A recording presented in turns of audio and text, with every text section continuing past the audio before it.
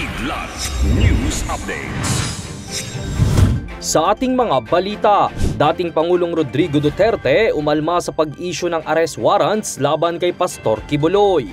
Konstruksyon ng new Senate building ipinatigil ni Senate President Escudero. Volcanic earthquakes at pagbuga ng sulfur dioxide ng Bulkang Canlaon bumaba ayon sa PHIVOLCS.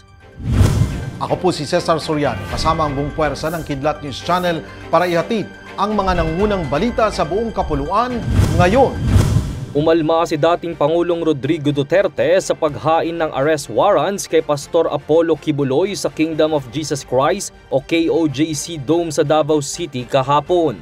Sa isang statement, kinundenan nito ang anyay use of excessive and unnecessary force sa pagsisilbi ng warrants of arrest kay Kibuloy ng police officers na hindi man lang umano mula sa Davao City. Dagdag pa nito, hindi katanggap-tanggap ang insidente dahil naganap ito sa isang place of worship at nasa bisinidad ng isang paaralan.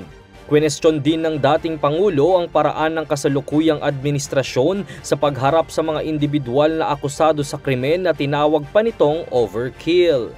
Alas 5 ng umaga kahapon nang magtungo ang nasa 100 pulis sa KOJC compound sa Buhangin District para isilbi ang arrest warrants laban kay Pastor, ngunit hindi rito nakita si Kibuloy at sa halip ay ang abogado ng KOJC ang tumanggap ng warrants. Nahaharap ang religious leader sa abuse at trafficking charges sa Davao City at Pasig City Courts. Pansamantala munang ititigil ang konstruksyon ng new Senate building sa Fort Bonifacio, Taguig City dahil sa paglaki ng gastos ng pagpapatayo nito. Ikinabahala ni Senate President Francis Chis Escudero ang paglobo ng cost nito mula 8.9 billion pesos na budget noong 2019 ay sinasabing posibleng aabot na sa 23.3 billion pesos kabilang ang 4.1 billion pesos na dagdag gastos nito bago ang suspensyon.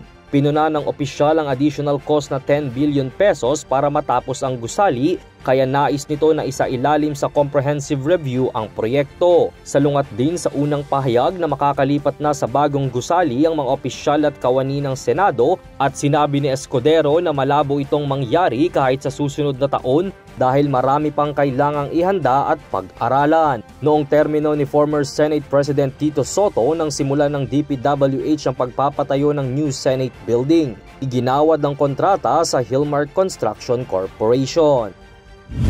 Patuloy pa rin na nakakapagtala ng volcanic earthquakes at pagbuga ng sulfur dioxide ng Bulkang Canlaon ayon sa pinakahuling 24-hour monitoring ng Philippine Institute of Volcanology and Seismology of PHIVOLCS.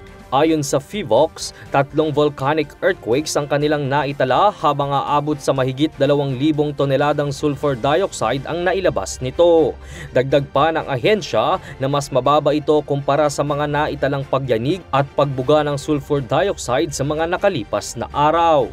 Naitala din sa bulkan ang katamtamang pagsingaw na aabot sa 500 metrong taas. Samantala, patuloy pa rin ang ginagawang relief distribution ng Department of Social Welfare and Development o DSWD sa mga apektadong mga pamilya sa mga lugar na malapit sa bulkan. Nakataas pa rin ang Bulkang Canlaon sa Alert Level 2 habang patuloy itong inoobserbahan ng PHIVOLCS. Para sa Kidlat News Updates, ito si Jai Reyes, nag-uulat. At inyo pong natungayan ang mga headlines sa nakalipas na mga oras. Manatiling nakatutok para sa mga susunod na updates at breaking news. Ako po si Cesar Soriano, kasama nyo sa bawat pagputok ng balita.